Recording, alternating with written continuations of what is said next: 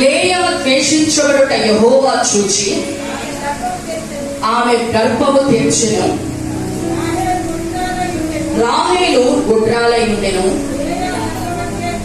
లేయా గర్భవతి అయి కుమారుని కని యెహోవా నా శ్రమను చూచి ఉన్నాడు కనుక నా పెనిమిటి నన్ను ప్రేమించును కదా అనుకొని అతనికి రూబేను అని పేరు పెట్టాను. దేవునికి స్తోత్రం. హల్లెలూయా. లేయా ద్వేషించబడుట యెహోవా చూచాడు. లేయా ద్వేషించబడుట యెహోవా చూచి ఆమె గర్భాన్ని తెరిచాడు అని రాయబడింది. దేవునికి స్తోత్రం. హల్లెలూయా. ఎవరు ఈ లేయా అని మనం గమనించినట్లయితే, లాబాను అనే వ్యక్తికి ఇద్దరు కుమార్తెలుంటే మొదటి వ్యక్తి పేరేమో లేయా, రెండో వ్యక్తి పేరేమో రాహేలు. మొదటి వ్యక్తిని మనం చూస్తే ఈ లేయా అంట దేవుని లేఖన భాగంలో రాయబడింది, ఆమె జబ్బు కండు కలిగిందంట. అంటే చూడడానికి అంత అందంగా ఉండే వ్యక్తి ఏమి కాదు, కానీ ఈ రాహేలు రూపవతి సుందరవతి అని రాయబడింది. ఎవరైతే అందంగా ఉంటారో వాళ్ళని జనాలు ఇష్టపడతారు కదా, ప్రేమిస్తారు కదా. మనం బయటికి వెళ్ళినప్పుడు మనం ఎంత సంపన్నులమైనా వారికి అనవసరం, కానీ మనం మంచి వస్త్రాలు వేసుకుంటే దాన్ని బట్టి మనల్ని ఏం చేస్తారు, సార్ అని మేడం అని పిలుస్తారు. లేదా మనము చండాలంగా ఉన్నామనుకోండి, పిచ్చివాళ్ళకి వెళ్తే మన దగ్గర ఎంత డబ్బున్నా ఏదున్నా సరే వాళ్ళు అంటారే అవతలకు పోరా అంటారు. మన పై రూపాన్ని బట్టి ప్రజలు మనల్ని ప్రేమిస్తారు, మన పై రూపాన్ని బట్టి ప్రజలు మనల్ని గౌరవిస్తారు. కాబట్టి రాహేలు అందంగా ఉంది కాబట్టి, సుందరంగా ఉంది కాబట్టి ఆమెని యాకోబు ప్రేమించాడు. యాకోబు రాహేలును ప్రేమించి 7 సంవత్సరాలు ఆమె కోసము కొలువు చేసినట్లుగా లేఖన భాగంలో రాయబడింది. 7 సంవత్సరాలు తన మామగారికి పెట్టి చాకిరీ చేశాడు. రాహేలును ప్రేమించి ఎంతగానో చాకిరీ చేశాడు. ఇంకా అనుకున్న దినం రానే వచ్చింది. ఆహా, నేను ప్రేమించిన అమ్మాయిని వివాహం చేసుకోబోతున్నాను కదా, ఇక నేను ప్రేమించిన అమ్మాయి నాకు దక్కుతుంది కదా అని ఆతృతతో ఉన్న యాకోబు వివాహానికి సిద్ధమైతే, ఈ లాబాను ఏం చేశాడంటే యాకోబు ప్రేమించిన రాహేలును రాకుండా, అందంగా సుందరంగా ఉన్న రాహేలును రాకుండా యాకోబుకి లేయాని, జబ్బుటంట్లు కలిగిన లేయానిచ్చి వివాహం చేసేశాడు. ఈ యొక్క యాకోబు లేచి తెల్లవారుజామున చూసేసరికట ఆమె పక్కన తను ప్రేమించిన అందంగా ఉన్న రాహేలు లేదు, కానీ ఎవరున్నారంట, జబ్బుటంట్లు కలిగి అందంగా లేనటువంటి లేయా నడిపించింది. చూడండి, లేయా జీవితాన్ని మనం గమనిస్తే ఒక వ్యక్తి జీవితం ఎంత దౌర్భాగ్యంగా ఉండిద్దా, ఒక వ్యక్తి జీవితంలో ఇన్ని శ్రమలు ఉంటాయా, ఒక వ్యక్తి జీవితంలో ఇన్ని ఇబ్బందులు ఉంటాయా అనిపిస్తూ ఉంటుంది. ఎందుకంటే తను అందంగా పుట్టకపోవడం తన తప్పంటారా? తన అందంగా పుట్టాలో లేదో తన చేతుల్లో ఏమన్నా ఉందా? అలా ఉంటే కనుక మనం అందరం ఏం చేస్తాం, నేను సూపర్ క్లీన్ గా పుట్టాలి, చాలా అందంగా పుట్టాలని కోరుకుంటాం. ఎందుకంటే పుట్టిన తర్వాత దానికోసం లక్షలు ఖర్చు పెట్టి ఆపరేషన్లు చేయించుకోవడం, లేదంటే వేలు ధరలు పెట్టి బ్యూటీ పార్లర్కి వెళ్ళి ఏదో అందంగా కనిపించుకోవాలనుకునే శ్రమ లేకుండా నేను అందంగా పుట్టాలని కోరేసుకుంటారు కదా అందరూ. కానీ ఆమె అందంగా పుట్టాలనేది, పుట్టకపోవడం అనేది ఆమె చేతిలో ఉందా? లేదు. పోనీ తన ఇష్టాన్ని అయిష్టాన్ని ఏమైనా కొన్ని తండ్రి అయినా గమనించాడా? తన మనస్సుని ఏమైనా గమనించాడా? అమ్మా, నీకు ఈ వివాహం ఇష్టమేనా, ఈ వివాహం చేసుకుంటావా, యాకోబుకిచ్చి నేను పెళ్లి చేయరా అని ఒక్క మాట అడిగాడా? తన ఇష్ట అయిష్టాలను కూడా గ్రహించని తండ్రి, నీకు ఇష్టమైనా కాదా అని తనని సంప్రదించని తండ్రి, తన ఇష్టాలతో తన ప్రమేయంతో ఏమి మాత్రం సంబంధం లేకుండా ఒక ఇష్టం లేని వ్యక్తిని తీసుకొచ్చి లేయాకి కట్టబెట్టేశాడు తండ్రి. తన ప్రమేయం ఏమి లేదు. పోనీ ఏమన్నా ఈమె కూడా ప్రేమించింది అనుకోండి, ఏదో దారి తప్పింది కాబట్టి అలా జరిగింది అనుకోవడానికి అవకాశం ఉంది. తండ్రికి అప్పగించుకుంది కదా, నీ ఇష్టం కదా, నీ ఇష్టమైన వేచి చెప్తే అదే అంది కదా. కానీ ఒక్క మాట కూడా అనకుండా, తన సంప్రదించకుండా, తనకిష్టమో లేదో కనుక్కోకుండా ఏ విధంగా అయితే యాకోబును మోసం చేసి లాబాను వివాహం చేశాడో అట్టి రీతిగానే లేయాని కూడా మోసం చేసి లాబాను వివాహం చేసేసాడు. తన జీవితం ఎలా అయిపోయిందంటే ఒక స్త్రీ యొక్క జీవితం సంతోషంగా ఉండాలన్నా, ఒక స్త్రీ యొక్క జీవితం దుఃఖమయంగా మారిపోవాలన్నా ఒకే ఒక క్షణం ఏంటంటే అది వివాహ సమయమే కదా. ఆ వివాహ సమయంలోనే తన జీవితం అంతా సంతోషంగా ఉండాలన్నా, తన జీవితం అంతా బాధపడుతూ దుఃఖంతోనే వెళ్ళాలన్నా ఒకే ఒక గడియ ఏంటది? అది వివాహ సమయంలోనే.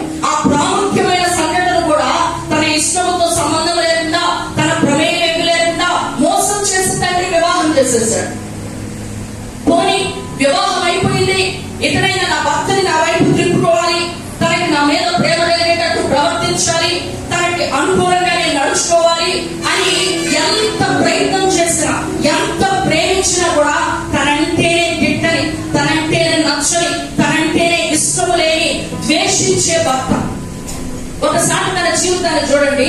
తన జీవితంలో ఏ ప్రమేయం లేకుండా ఒకదాని తర్వాత ఒకటి, ఒకదాని తర్వాత ఒకటి తన శ్రమలకుండా నడిపించబడుతూ ఉంది. తన ఇష్టం లేకుండానే అందవిహీనంగా పుట్టింది, తనకు తెలియకుండానే. తన ప్రమేయం లేకుండానే ఇష్టం లేని వివాహం అయిపోయింది. తన ఎంత ప్రయత్నం చేసినా, ఎంత ఎన్ని ప్రయత్నాలు చేసినా, ఎంత పోరాడినా కూడా మరలా తిరిగి భర్త ప్రేమను పొందుకోలేని పరిస్థితి. ఇష్టం లేని భర్తతో కాపురం చేస్తూ ఉంది ఆ స్త్రీ. పోనీ నా కష్టమో, నా సుఖమో, నా ఇబ్బందో ఎవరితో పంచుకుంటాం? తోడ పుట్టిన వాళ్ళతోనే కదా పంచుకుంటాం. పోనీ చెల్లితో అన్న నా బాధని, నా శ్రమను చెప్పుకుందామంటే ఆ చెల్లి కూడా ప్రత్యర్థిగా మారిపోయింది. ఆ చెల్లి కూడా విరోధిగా మారిపోయింది. ఈమె జీవితం ఎలా అయిపోయింది అంటే ఒంటరి బ్రతుకైపోయింది. ఒకదాని తర్వాత ఒకటి శ్రమలు వస్తానే ఉన్నాయి. ఎంత ప్రేమ కోసం ప్రయత్నించినా ఆమెకు ప్రేమ దొరకట్లేదు.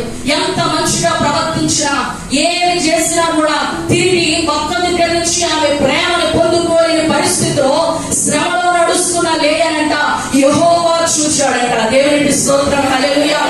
శ్రమ వెంబడి శ్రమ, శ్రమ వెంబడి శ్రమలో తన ప్రమేయం ఏమీ లేకుండా, తన ఏ తప్పు చేయకుండా, ఏ పొరపాటు చేయకుండా, తనకి ఏమాత్రం సంబంధం లేకపోయినా తన జీవితం శ్రమల గుండా నడుస్తూ ఉంటే, ఆ శ్రమలో నడుస్తున్న ఆ యొక్క స్త్రీ దుఃఖాన్ని, శ్రమని ఎవరు చూశారేంటండి? తన తండ్రి చూడలేదు. ఎవరు చూశారు? తన భర్త చూడలేదు. ఎవరు చూశారు? తన సహోదరి చూడలేదు. ఈ కుటుంబంలో ఎంతమంది ఉన్నా కూడా ఈమె ఒంటరిగా వెళ్ళిపోతుంది, ఒంటరిగా శ్రమను అనుభవిస్తుంది, ఒంటరిగా పోరాడుతుంది. ఆమె శ్రమని ఎవరితో చెప్పుకోవాలో తెలియని పరిస్థితిలో ఒంటరితనంలో శ్రమను అనుభవిస్తున్నా లేయాని దేవుడు ఏం చేశాడంట? శ్రమ పడుతున్న లేయాని యెహోవా చూశాడంట. దేవునికి స్తోత్రం, హల్లెలూయా. ఈ రోజు దేవుని వాక్యాన్ని వింటున్నా మీలో మీలో మీలో ఎంతమందిలో ఈ యొక్క పరిస్థితులు గుండా నడిచి పెడుతున్నారో నాకు తెలియదు. నాకు ఒక సహోదరి కాల్ చేసి చెప్పింది ఏమనంటే, యవన వయసులో ఎంజాయ్ చేసినట్టుగా ప్రజలందరూ నేనేం ఎంజాయ్ చేయలేదు సిస్టర్. మంచిగా చదువుకున్నాను, మంచి ప్రవర్తన కలుగున్నాను. ఇదిగో నేను మీతో మాట్లాడుతున్నా కానీ దానికి దేవుడే సాక్షి. ఏ తప్పటి అడుగులు వేయలేదు. ఎంతో మంది నా వెంట పడ్డారు యవనస్తులు. అయినప్పటికీ నేను రోషం కలిగి దేవుని పక్షంగా నిలబడ్డాను. నా తండ్రి వివాహం చేశాడు, వాళ్ళు కుదిర్చారు, నాకేమి సంబంధం లేదు. నా తండ్రికి నేను అప్పగించుకున్నాను, మీరు ఏది చూస్తే ఆ సంబంధాన్ని నేను చేసుకుంటానని చెప్పాను. మీరు ఎవరినైనా తీసుకురండి నాన్నగారు, మీ ఇష్టం, నేను చేసేసుకుంటానని చెప్పాను. వివాహం అయిన తర్వాత తెలిసింది అతను భయంకరమైన అనుమానస్తుడే. ఇంట్లో ఉంటే అనుమానమే, బయటకు వెళ్తే అనుమానమే, మంచి బట్టలు వేసుకుంటే అనుమానమే, మంచి బట్టలు వేసుకోకుండా ఉంటే నేను ఉన్నానని వేసుకోవటం లేదా అని అనుమానమే. అనుదినము కూడా 4 గోడల మధ్య ఈ శ్రమను అనుభవిస్తున్న నాకు తప్ప ఈ యొక్క శ్రమ, ఈ దుఃఖం ఎవరికి తెలియదు. పోనీ నేనేమైనా తప్పు చేశానా? నేనేమైనా లవ్ మ్యారేజ్ చేసుకున్నానా? ఏమైనా వివాహము ప్రేమ పెళ్లి చేసుకొని నా ఇష్ట ప్రకారం చేసుకున్నానా? ఏదో నీ చేతుల్లో నువ్వు చేసుకున్నావు, నీ ఇష్ట ప్రకారం నువ్వు చేసుకున్నావు, నీ కర్మకి నువ్వే బాధ్యురాలివి అని అనడానికి నా ఇష్టమేం లేదు కదా. సమస్తము నేను నా తల్లిదండ్రుల చేతికి అప్పగించుకున్నా, నా దేవుని చేతికి నేను అప్పగించుకున్నాను. ఇదిగో 8 సంవత్సరాలు నా జీవితంలో వివాహం అయింది. ఏమాత్రం అర్థం చేసుకోడు.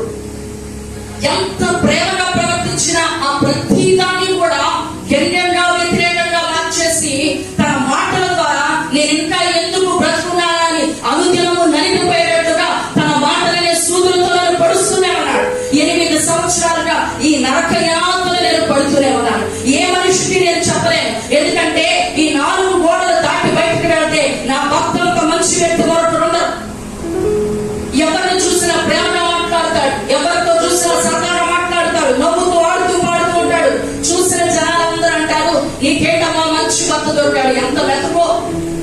సరదాగా ఉంటాడో, అందరితో కలిసిపోయే వ్యక్తో అని ఎవరైనా నా భర్త పరిస్థితి ఇది అని చెప్పినా కూడా నమ్మని పరిస్థితులు. పోనీ నా జీవితం ఏమన్నా నేనేమన్నా చేసుకున్నాను, ఏం తప్పు చేశాను, ఏం జరిగింది నా జీవితంలో, నేను ఈ శ్రమ పడడానికి కారణం ఏంటి, ఎందుకు ఇలాగ నేను నలిగిపోతున్నాను, నేనేం తప్పు చేయలేదు కదా, అయినా ఎందుకు ఈ శ్రమ నా జీవితంలో అనుమతించబడింది. ఒకవేళ చనిపోదామా అంటే బైబిల్ ప్రకారం చనిపోయిన వాళ్ళు నరకానికి వెళ్ళిపోతారు కదా. ఆత్మహత్య పాపం అనే ఒకే ఒక్క కారణంతో అనుదినము దేవుని బట్టి ధైర్యం తెచ్చుకొని నేను నిలబడుతున్నాను. దేవుడు నా జీవితంలో ఏమైనా మేలు చేస్తాడా అంటే 4 గోడల మధ్యలో ఎవ్వరు చూడట్లేదని నువ్వు అనుకుంటున్నావు, కానీ నా చెల్లి, కానీ నేను చూస్తున్న దేవుడు నీతో కూడా ఉన్నాడని చెప్పాను. దేవునికి స్తోత్రం. ఒకనొక రోజు ఓపెన్ మీటింగ్ వెళ్ళి ఆయన ఇద్దరు కూడా వాక్యాన్ని చెప్తా ఉంటుంటే భార్యాభర్తల సంబంధం గురించి, భార్య ఎలా ప్రేమించాలి ఏంటని ఒక మంచి దైవజనుడు చక్కగా పరిశుద్ధాత్మ చేత నింపబడి దేవుని మాటల్ని ప్రకటిస్తూ ఉంటేనంట ఈ భక్త కన్నీరు డాక్చి ఏడుస్తూ ప్రారంభించాడంట. కన్నీరు డాక్చి ఏడుస్తున్నాడంట. ఏంటి, ఇంత కఠినంగా ఉండేవాడు, ఇంత ఘోరమైన మాటలు మాట్లాడేవాడు, ఇంత సూటి పొట్టు మాట్లాడే ఈ వ్యక్తినా ఏడుస్తున్నాడు, ఇట్లాగే ఏడుస్తాడే, ఏదో నటిస్తున్నట్టున్నాడు, ఎవరో చూస్తున్నారని చెప్పి ఇంటికి వచ్చిన తర్వాత చూడాలి నా పరిస్థితి అనుకుంటున్నాడు. అనుకుంటుంటే ఇంటికి వెళ్ళిన తర్వాత 4 ఆ యొక్క తలుపులన్నీ వేసేసి ఏ 4 గోడల మధ్య కన్నీరు రాస్తూ 8 సంవత్సరాల నుంచి నలిగిపోతూ బ్రతికిందో ఆ 4 గోడల మధ్య ఆయన ఆ యొక్క భర్త వచ్చి ఆమె కాళ్ళ మీద పడి ఇన్ని సంవత్సరాలు నేను శ్రమ పెట్టాను, ఇన్ని సంవత్సరాలు నేను ఇబ్బంది పెట్టాను, ఒక్క అవకాశం ఇచ్చి నన్ను క్షమిస్తావా, ఇదిగో నా తప్పుని నేను సరి చేసుకొని ఇక్కడి నుంచి నేను ప్రేమించడం ప్రారంభిస్తానని చెప్పాడంట. దేవునికి స్తోత్రం. నీ శ్రమని, నీ దుఃఖాన్ని, నీకు కలిగిన వేదనని ఏ వ్యక్తి చూడలేకపోవచ్చు, ఏ వ్యక్తితో నువ్వు పంచుకోలేకపోవచ్చు. ఇది నా పరిస్థితి అని నోరు తెచ్చి చెప్పడానికి కూడా నీ పక్కన ఎవరు లేకపోవచ్చు, నీ బాధని అర్థం చేసుకునే వాళ్ళు నీతో ఎవరు లేకపోవచ్చు. కానీ దేవుని సేవకురాలుగా నీతో రూఢిగా చెప్పవలసిన మాట ఏంటంటే నీ శ్రమను చూస్తున్న దేవుడు ఉన్నాడు, నీ దుఃఖాన్ని చూస్తున్న దేవుడు ఉన్నాడు, నీ వేదనని చూస్తున్న దేవుడు ఉన్నాడు. ఆయన విడిచిపెట్టే దేవుడు కాదు. దేవునికి స్తోత్రం. హల్లెలూయా. ఇదిగో అరణ్యంలో ఎడారిలో వెళ్ళిపోతూ శ్రమలో ఉన్న హాగరును చూసి ఎడారిలో నీటి గొట్టలు రప్పించిన దేవుడు. 400 సంవత్సరాలు బానిసత్వపు గాడి కింద నలిగిపోతూ వాళ్ళు మూలుగిలుతూ కన్నీరు కారుస్తూ ఎప్పుడైనా ఈ శ్రమ నుంచి మేము విడిపించబడేది, ఎప్పుడైనా ఈ బానిసత్వపు సంఖ్యలు తెగిపోయాయి, ఎప్పుడైనా మేము విడుదల చూస్తామని ఇశ్రాయేలు కారుస్తున్న కన్నీటిని, వారి శ్రమని చూసిన దేవుడు ఇదిగో వాగ్దాన భూమికి మార్గాలు తెరిచాడు. అలాగే లేయా శ్రమను చూసి దేవుడు ఏం చేశాడంట, లేయా గర్భ ద్వారములు తెరిచాడంట. దేవునికి స్తోత్రం. హల్లెలూయా. హాగరు కోసము ఎడారిలో నీటి ఊటలు రప్పింపజేసిన దేవుడు ఇశ్రాయేలుల మొరలు ఆలపించి 400 సంవత్సరాల బానిసత్వము ఆ కాడిని విరగొట్టి వాగ్దాన భూమికి మార్గములు తెరిచిన దేవుడు లేయా శ్రమపడుట, ద్వేషించబడుట చూచి ఆమె గర్భ ద్వారములు తెరిచిన దేవుడు ఈ రోజు శ్రమ పడుతున్న నిన్ను ఆయన చూస్తున్న దేవుడు, వేదన గుండా వెళ్తున్న నిన్ను ఆయన చూస్తున్న దేవుడు, ఒంటరితనంలో ప్రయాణిస్తూ నలిగిపోతున్న నిన్ను ఆయన చూస్తున్న దేవుడు. ఈ సంవత్సరం ఆఖరిలో నీ కొరటే ఆయన కనికరం నీ మీదకు వచ్చి నూతన ద్వారములు ఆయన నీ కొరకు తెరవబోతున్నాడు. దేవునికి స్తోత్రం. హల్లెలూయా. ఏమండి, ప్రేమించబడి అందంగా ఉండి చూడడానికి సుందరంగా ఉన్న, ఎంతో ప్రేమించి 7 సంవత్సరాలు 14 సంవత్సరాలు కొలువు చేశాడు యాకోబు గారు రాహేలు కోసం. సూపర్ అందంగా ఉండేది, ఆమెమో గొడ్రాలై ఉందంట. ఈ అందంగా లేని లేయా ఏమైందంట, గర్భద్వారములు తెరవబడిపోయినట. దేవునికి స్తోత్రం. ద్వేషించబడిన లేయా దేవుని చేత కనికరించబడినట్లుగా ఈ రోజు శ్రమ పడుతున్న నీవు ఏ మనుషుల చేత, బంధువుల చేత, ఇరుగు పొరుగు వారి చేత ద్వేషించబడుతున్నావో, హేళన చేయబడుతున్నావో, తక్కువగా చూడబడుతున్నావో నాకు తెలియదు, కానీ నీ శ్రమను చూస్తున్న దేవుడు, నీ ఒంటరితనాన్ని చూస్తున్న దేవుడు, నీ దుఃఖాన్ని చూస్తున్న దేవుడు ఈ సంవత్సరం ఆఖరిలో నీ నిమిత్తమే నూతన ద్వారములు తెరవబోతున్నాడు. ఈ సంవత్సరం ఆఖరిలో నీ కొరకు ఆయన నూతన కార్యాలు చేయబోతున్నాడు. ఈ సంవత్సరం ఆఖరిలో నీ కొరకు ఆయన వాగ్దానాలకి నెరవేర్పును అనుగ్రహించబోతున్నాడు. దేవునికి స్తోత్రం. హల్లెలూయా. లేయా ద్వేషించబడుట యెహోవా చూచెను. లేయా శ్రమని దేవుడు చూసి ఆమె గర్భద్వారములు తెరిచాడు. ఎందుకని? లేయాలో ఉన్న గొప్పతనం ఏంటి? రాహేలు ఎందుకు గొడ్రాలుగా ఉంది? ఆమెలో లేనిది లేయాలో ఉన్న మంచి క్వాలిటీ ఏంటి? దాని ద్వారా ఎలాంటి ఆశీర్వాదాన్ని, ఎలాంటి శాశ్వతమైన కృపని లేయా చూడగలిగింది అనేది ఒకసారి చూద్దాం. చూడండి, అదే ఆదికాండము 31వ అధ్యాయము 19వ వచనం.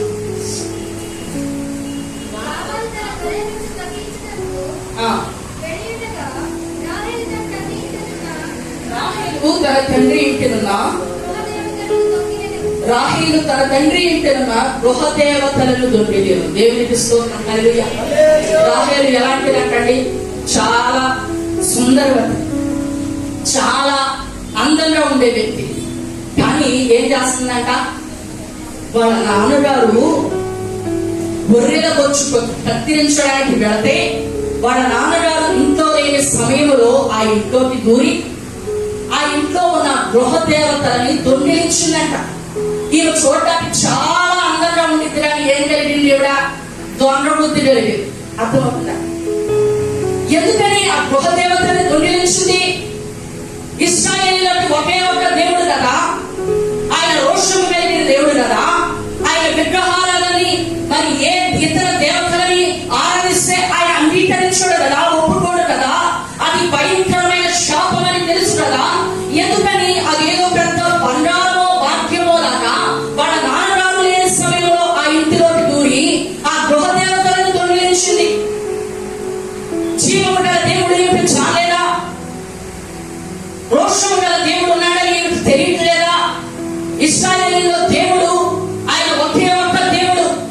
ఆయన నామానికి తప్ప వేరొక నామానికి ఆ ఘనతని, ఆ మహిమని, ఆ ప్రభావాన్ని చెందనివ్వడు కదా. మరి ఈమెకు వ్యర్థమైన వాటిని అదేదో మంచి వస్తువులాగా వాళ్ళ నాన్నగారు లేని సమయంలో దొంగతనం చేసి తెచ్చుకుంటుంది. చూడటానికి అందమైందే, కానీ ఏం జరిగింది? దొంగ బుద్ధి కలిగింది. అర్థమవుతుందా? పాత నిబంధన గ్రంథంలో మనము బాగా పరీక్షించినట్లయితే ఎవరి ఇంట్లో అయినా గృహదేవతలు ఉంటే ఆ గృహదేవతలని ఎవరికైతే తండ్రి ఇస్తాడో, ఎవరి ఇంట్లో అయితే అవి ఉంటాయో ఆ తరువాత తండ్రి ఆస్తి వాళ్ళకు మాత్రమే దక్కింది. అర్థమైందా? లాబాను ఇంట్లో ఉన్న గృహదేవతల్ని ఎవరైతే తర్వాత లాబాను ఎవరికైతే ఇస్తాడో, ఎవరి ఇంట్లోకైతే ఆ గృహదేవతను మరలా తిరిగిస్తారో ఆ తండ్రి ఆస్తి, లాబాను ఆస్తి అంతా కూడా ఎవరికి చెందింది? ఆ ఎవరింట్లో అయితే గృహదేవతలు ఉంటాయో వాళ్ళకు మాత్రమే చెందుతుంది. ఈ ఆశ ఏంటంటే, నేను ఎలాగైనా ఆశీర్వదించబడాలి. నా భర్త యాకోబు కష్టపడ్డాడు, నేను ఆశీర్వదించబడాలి. ఇదంతా నా భర్త సంపాదనే, నా భర్త కష్టమే. కాబట్టి నేనేం చేయాలి? దాన్ని ఎలాగైనా నేను తెచ్చేసుకోవాలి. నా తెలివితేటలు వాడాలి, నా జ్ఞానం వాడాలి, ఎలాగైనా నా చాతుర్యాన్ని నేను చూపించాలి అని వాళ్ళ నాన్నగారు లేని సమయంలో ఆ గృహదేవతల దొంగతనంగా తీసుకొచ్చేసి దొంగిలించడం మాత్రమే కాదు, ఆమె అబద్ధం ఆడితే భూమి మీద నరమాత్రులు ఎవ్వరూ కనిపెట్టలేదు. అంత అద్భుతమైన టాలెంట్ కలిగిన వ్యక్తి ఆవిడ. చూడడానికి ఎంత అందంగా ఉండిందో అంతే అందంగా అబద్ధాలు అలగలిగిన వ్యక్తి. నాన్నగారు పాపం వచ్చి, అమ్మో నా గృహదేవతలు పోయి ఏమైంది అంటే, పాపం యాకోబు అంటున్నారు, అమాయకంగా ఎక్కడున్నాయో ఎవరికున్నా మాకేం తెలుసు, మా తెలియదు అంటున్నారు. ఈమె మాత్రం అందంగా అబద్ధం ఆడి తప్పించేసుకో. చూడండి, ఈమె చూడడానికి అందంగా ఉండిద్ది, కానీ ఈమెకేంటి? జీవము గల దేవుని హత్తుకోవాలి, అన్య దేవతల వైపు తిరిగింది. లేయా అయితే దేవుణ్ణి మాత్రమే హత్తుకొని నిలబడింది. దేవునికి స్తోత్రం. హల్లెలూయా. ఏమండి? ఈమె దొంగ బుద్ధి, అబద్ధములాడటంతో, ఈమె తెలివితేటలతో, ఈమె జ్ఞానంతో ఎలాగైనా ఆశీర్వాదాన్ని తండ్రి తర్వాత ఆ ఆశీర్వాదాన్ని, ఆస్తిని నేను సంపాదించుకోవాలని ఆశపడింది. కానీ నరుడి కష్టార్జితము చేత హెచ్చించబడడు, కానీ యెహోవా ఆశీర్వాదం ఏమిస్తుందంట? ఐశ్వర్యాన్ని ఇస్తుంది. దేవునికి స్తోత్రం. హల్లెలూయా. ఈ రోజు దేవుని సన్నిధిలో ఉన్న మీరు అనుకుంటున్నారేమో, నా తెలివితో, నా జ్ఞానంతో నేను ఎలాగైనా ఆస్తిని సంపాదించుకోవాలి, నేను ఎలాగైనా ఆశీర్వాదాన్ని సంపాదించుకోవాలనుకుంటున్నారేమో. అది నీ శక్తితో, నీ బలముతో అయ్యేది కాదు. యెహోవా కనికరం నీ మీదకి రావాలి. ఆయన కృప చూపితే తప్ప, ఆయన మార్గం తెరవగా దాని దేవుడు మార్గాలు తెరవందే, నువ్వెన్ని ప్రయత్నాలు చేసినా అవి వ్యర్థమే. దేవుడు గంట గుప్పి తెప్పందే, నువ్వెన్ని ప్రయత్నాలు, ఎన్ని ఆలోచనలు, ఎన్ని పన్నాగాలు పనినా ఇవన్నీ వ్యర్థమే. దేవుడే కృప చొప్పున నువ్వేం చేసినా కూడా అది ఉపయోగకరంగా ఉంటుంది. ఎలాగైనా ఆశీర్వదించబడాలనుకుంది. చూడండి, ఇటీవల కాలం చేసిన ఒక గొప్ప సింగర్ ఉంది. ఆమె పేరు మీకు తెలుసా? ఆమె పేరు లతా మంగేష్కర్. అంతే, నాకు కరెక్ట్ అయిన పేరు, మరి నాకు ఎప్పుడు తెలియదు, ఏదో చెప్తున్నాను. 1,00,000కు పైగా పాటలు రాసిందట. Guinness book of world record లో ఆమె పేరు రాయబడి ఉందట. ఎన్నో లక్షల పాటలు రాసేసింది. అద్భుతమైన సింగర్ అంట. మరి ఆ పాటలు ఏంటి అని మీరు నన్ను అడగమాకండి, నాకు అంత ఎక్స్పీరియన్స్ లేదు, నాకు తెలియదు. ఇటీవల ఆమె కాలం చేసింది. ఆమె హాస్పిటల్లో ఉండగా ఆమె చనిపోయే 2 వారాల ముందు ఒక మీడియాకి ఆమె ఇంటర్వ్యూ ఇస్తే, ఆ మీడియాలో ఆమె మాట్లాడుతున్న మాటలు మీరు గూగుల్లో వెళ్ళి సెర్చ్ చేసినా మీకు దొరుకుతాయి.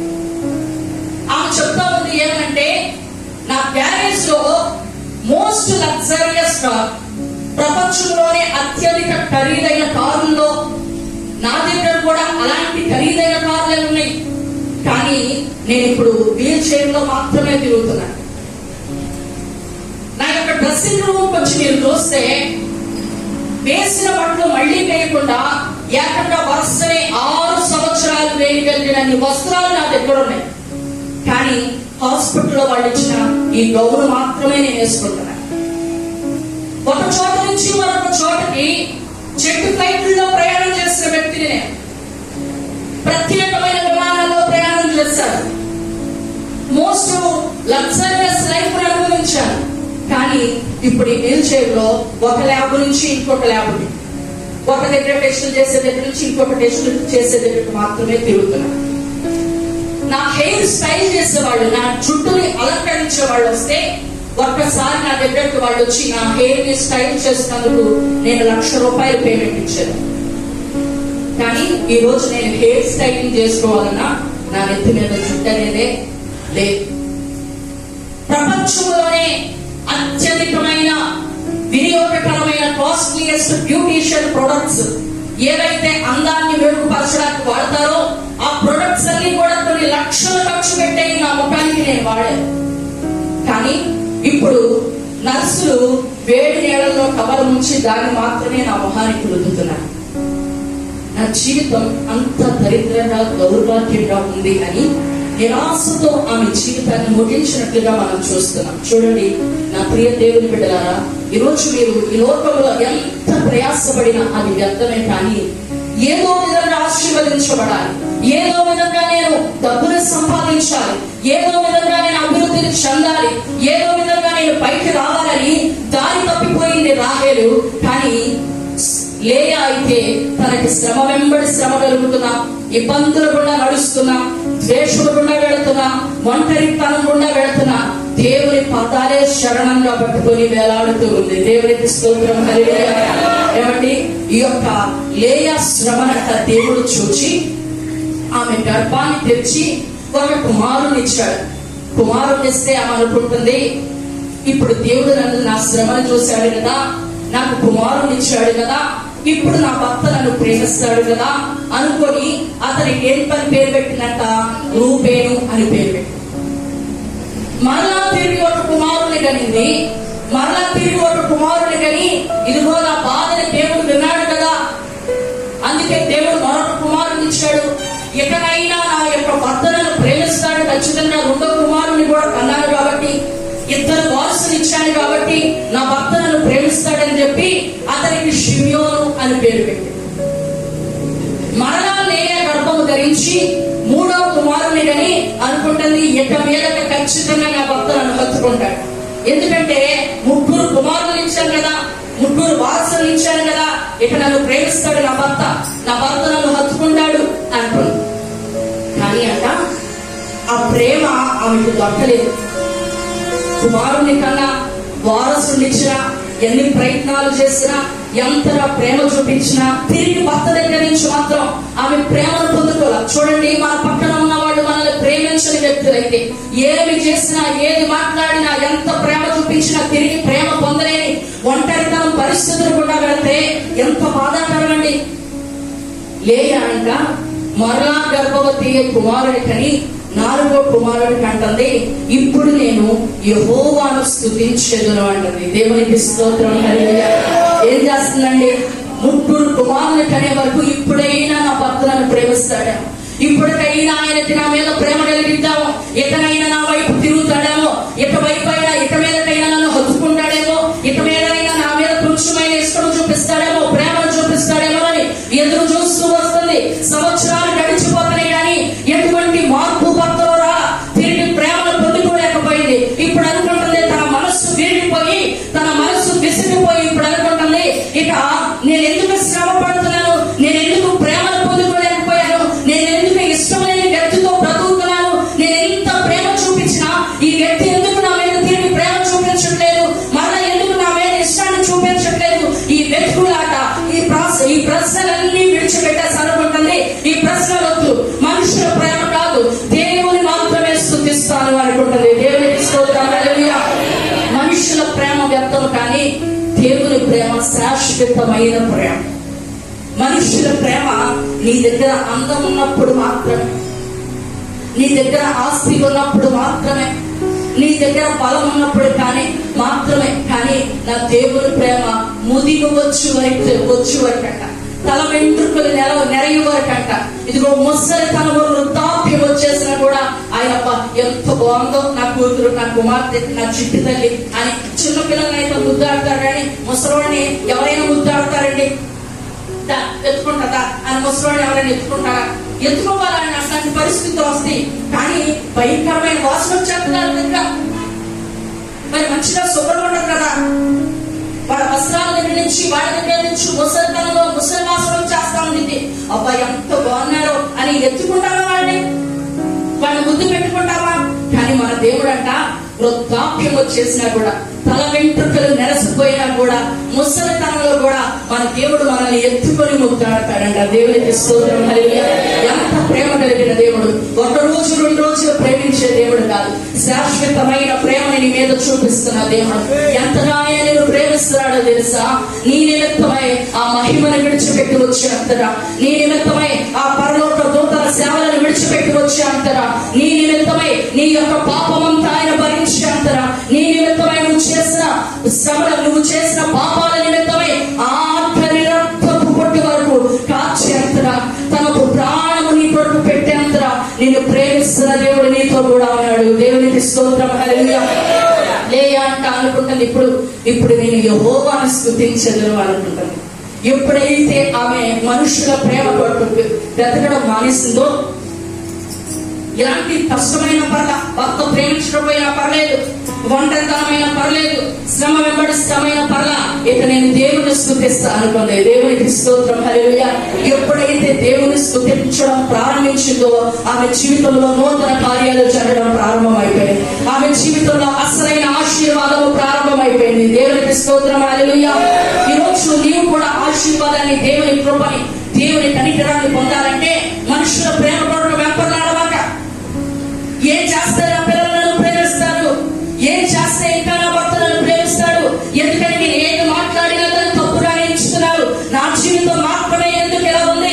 ఈ ప్రశ్నల వెంబడి నువ్వు పరిగెత్తమాకు, ఈ ప్రశ్నల వెంబడి నువ్వు సమాధానం కొరకు. నా కష్టాలకి, నా శ్రమలకి కారణం ఏంటి? అది నేను చేసిన తప్ప, నా పాపమా, లేదా శత్రువు కలిగిస్తుందా, లేదా దేవుడే పరిశోధిస్తున్నాడా అని ఈ యొక్క ప్రశ్నల వెంబడి పరిగెత్తమాకు. నీ శ్రమలో, నీ ఒంటరితనంలో, నీ దుఃఖములో, నీ కన్నీటిని దేవుడు చూస్తున్నాడు. దేవునికి స్తోత్రం. హల్లెలూయా. ఇలాంటి పరిస్థితులైనా సరే ఏం చేస్తున్నట్టండి లేయా, ఎంత ప్రయత్నించినా భర్త ప్రేమ తిరిగి పొందుకోలేకపోయినా, ద్వేషించబడతానే ఉన్నా, సొంత సహోదరి విరోధిగా ప్రత్యర్థిగా మారిపోయినా కూడా, కనీసం తన ఇష్టం ఏంటో కనుక్కొని సంప్రదించిన తండ్రి, తనను మోసం చేసి వివాహం చేసేసిన తండ్రి ఉన్నప్పటికీ కూడా ఒంటరితనంలో ప్రయాణిస్తూ, అలాంటి సమయంలో ఏమిటో ఒక మంచి ఆలోచన కలిగింది. ఏంటంటే, ఇక ఈ ప్రేమ కోసం నేను వెతుకులాడగా, ఈ లోకంలో వ్యర్థమైన వాటి కోసం నేను వెతుకులాడడం కాదు, ఇప్పుడు నేను యెహోవాను స్తుతిస్తాను అనుకునే దేవునికి స్తోత్రం. హల్లెలూయా. ఏ పరిస్థితిలో, ఏ శ్రమలో, ఏ దుఃఖంలో ఉన్నావో నాకు తెలియదు, కానీ నువ్వు దేవుని స్తుతించినట్లయితే దేవుడు ఆ పరిస్థితుల నుంచి నీకు విడుదల కలిగజేస్తాడు. నువ్వు దేవుని స్తుతించగలిగినట్లయితే దేవుడు నీ జీవితంలో అసలైన ఆశీర్వాదం ప్రారంభమయ్యేటట్లు చేయగలిగిన దేవుడు. దేవునికి స్తోత్రం. హల్లెలూయా. పాత నిబంధన గ్రంథంలో మనం చూసినట్లయితే పాత నిబంధన గ్రంథం అంతా కూడా ప్రాముఖ్యత వహించిన వ్యక్తులు ఇద్దరు. పాత నిబంధనలో ఎక్కడ ఏ వాక్యాన్ని చదివినా, ఇశ్రాయేలు ప్రాంతంలో ఎక్కడ ఎవరిని నడిపినా, ప్రఖ్యాతిగాంచిన, పేరుగాంచిన, గౌరవం ఇచ్చేటటువంటి వ్యక్తులు ఇద్దరే ఇద్దరు. ఎవరంటే మొట్టమొదట రాజులు, రెండోది యాజకులు. ఎవరండి? మొట్టమొదటగా రాజులు, రెండోది ఎవరు? యాజకులు. రాజులు ప్రపంచాన్ని, దేశాన్ని పరిపాలించేవాడుగా, అనేకులతో సేవ చేయించుకునేవాడుగా, వాడు వెళుతుంటే వాడి వెనకాల గొప్ప సైన్యం కాపులు రాసేటట్లుగా, బహు విస్తారమైన ఆస్తి కలిగిన వారుగా ఒకడు రాజులుగా ఉంటే, రెండో వ్యక్తిని చూస్తే రెండోది యాజకుడు.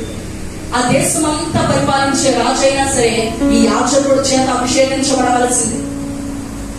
ఈ దేశాన్ని పరిపాలించే, గడగడలాడించే రాజు అయినా సరే ఆయన బయట నుంచి ఉంటే ఈయన మాత్రం పరిశుద్ధ స్థలంలోకి ప్రవేశించి, అతి పరిశుద్ధ స్థలంలో ప్రవేశించి ప్రజలందరి పాప పరిహారార్థం నిమిత్తమై బలి అర్పించేవాడు. దేవునికి మానవునికి మధ్యవర్తిగా నిలబడేవాడు.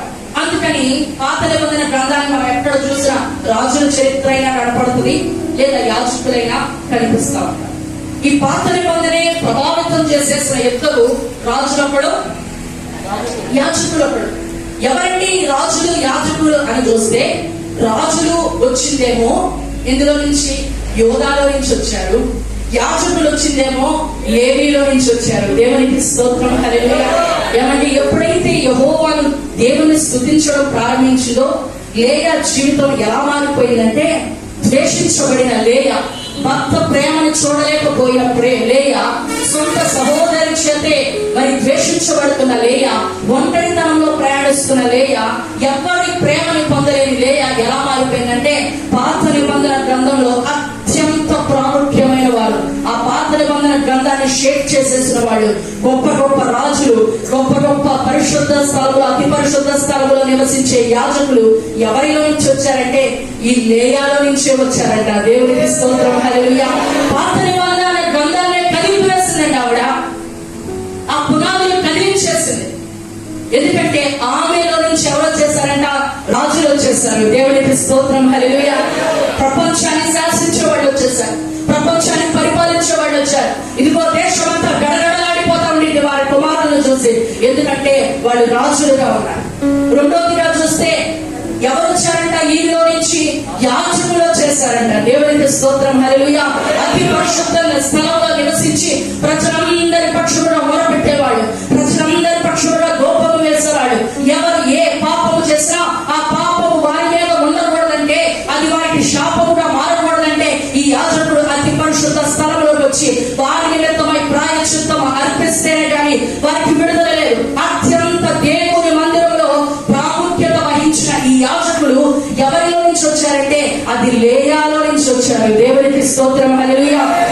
ద్వేషించబడిన, ఒంటరితనం గుండా నడిచిన, శ్రమలు అనుభవిస్తూ నడిచిన ఈ లేయా ఎంత గొప్ప ఆశీర్వాదాన్ని చూసిందో చూడండి. పాత నిబంధన పునాదులను కదిలించేసిన రాజులు, యాజకులు ఈమెలో నుంచి వచ్చారు. అంత మాత్రమే కాదు, ఈమె ఏమనుకుంటుందంట, ఇప్పుడు నేను యెహోవాను స్తుతించదను అని అతనికి ఏమని పేరు పెట్టిందంటండి?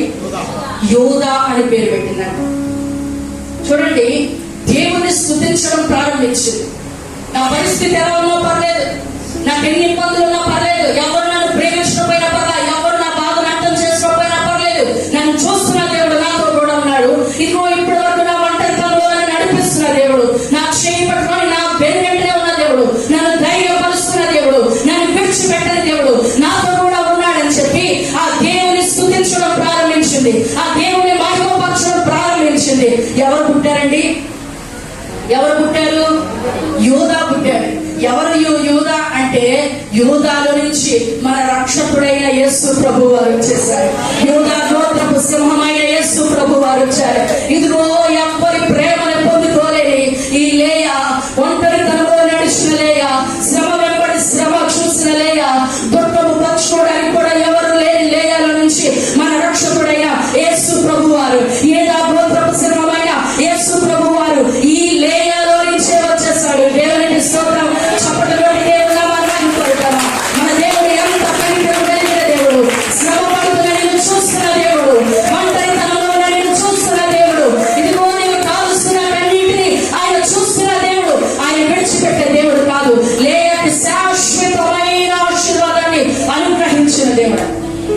ఎవరు గుర్తించలేదు, ఎవరు ఆమెను అడగలేదు, ఆమె ఇష్టాలను కనుక్కోలేదు, ఆమె బాధను పంచుకోలేదు. కానీ పాడెంలో ఇప్పుడు ఎవరికి ఏ ఇబ్బంది వచ్చినా ఎవరి దగ్గరికి రావాలి?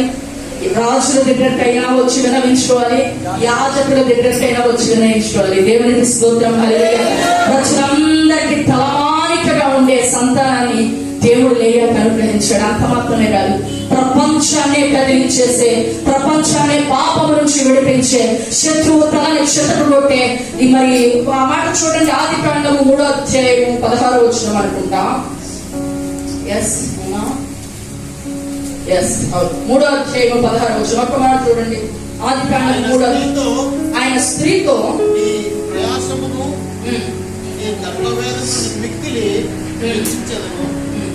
15 చదవండి. మరియు నీకును స్త్రీకి నీ సంతానమునకును ఆమె సంతానమునకును వైరము కలుగజేశారు. అది నిన్ను తల మీద కొట్టును. చూడండి, చాలండి. అది నిన్ను తల మీద కొట్టును. అది అన్న దగ్గర 1 అనే నెంబర్ దాన్ని ఎత్తి మీద వేసి కింద కుట్రోట్లో ఏముందో చెప్పండి. ఆయన చెప్పండి. ఇప్పుడు ఆయన నిన్ను తల మీద కొట్టును. దేవునికి స్తోత్రం. హల్లెలూయా. ఏం చెప్తున్నాడండి? పాముతో, సర్పముతో దేవుడు ఏం చెప్తున్నాడు? ఇదిగో నీకును స్త్రీకి, నీ సంతానానికి, స్త్రీ సంతానానికి వైరం కలిగింది. ఆ స్త్రీలో నుంచి ఆయన వస్తాడు.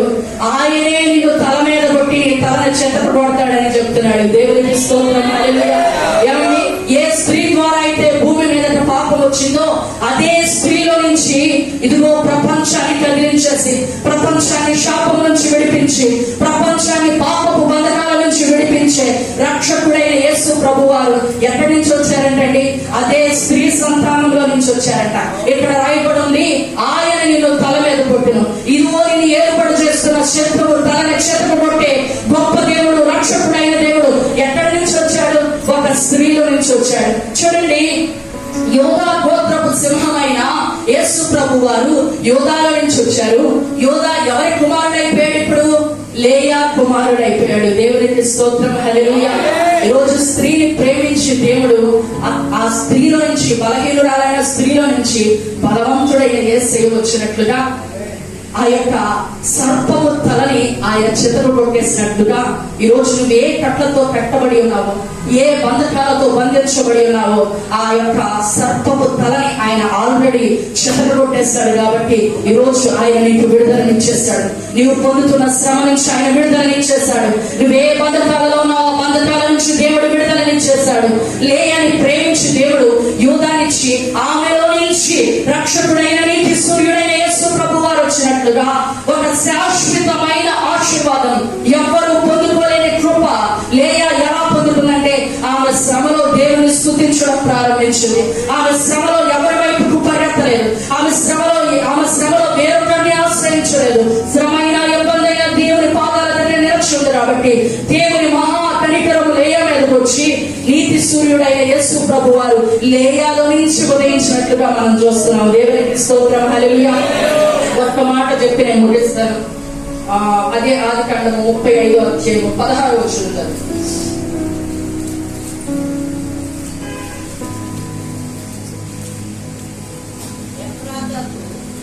వారు బేతేలు నుండి ప్రయాణమైపోయి ఎఫ్రాతాకు వెళ్ళు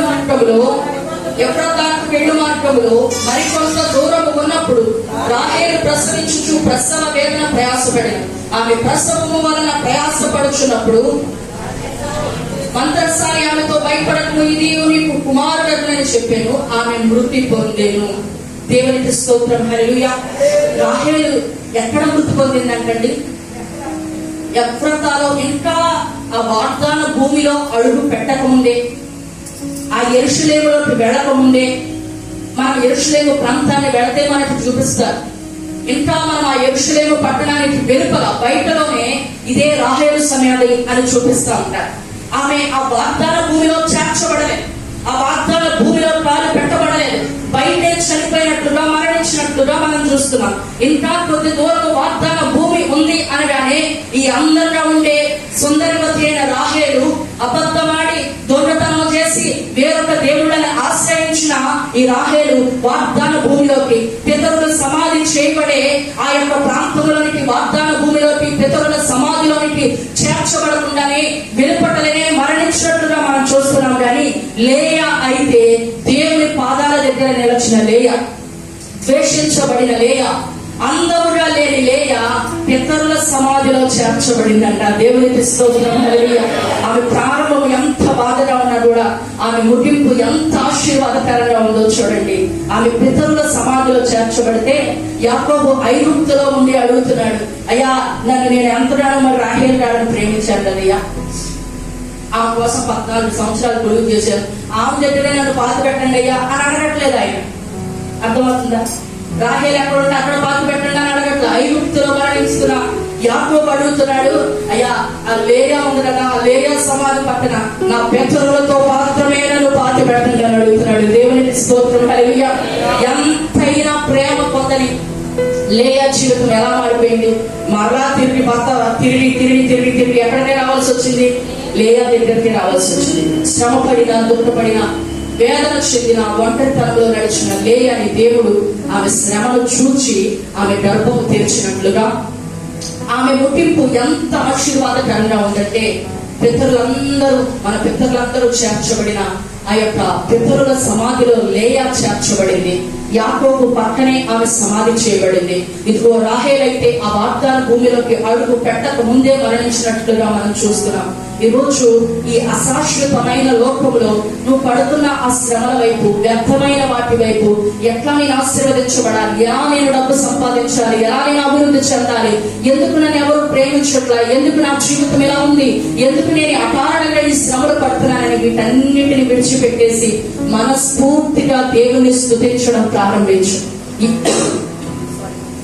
ఎప్పుడైతే దేవుని నువ్వు స్తుతించడం ప్రారంభిస్తావో దేవుడు నీ జీవితంలో నూతన మార్గాలు తెలుస్తాడు. అవి ఎలాంటి మార్గాలంటే, ఏ మనుష్యుడు నీ యొద్ద నుంచి తీసివేయలేని ఆశీర్వాదాన్ని ఆయన నీకు అనుగ్రహిస్తాడు. దేవునికి స్తోత్రం. హల్లెలూయా. లేయా ముగింపు ఎంత ఆశీర్వాదకరంగా ఉందో దేవుడు అలాంటి ఆశీర్వాదకరమైన జీవితాన్ని నీకు కూడా అనుగ్రహించును గాక.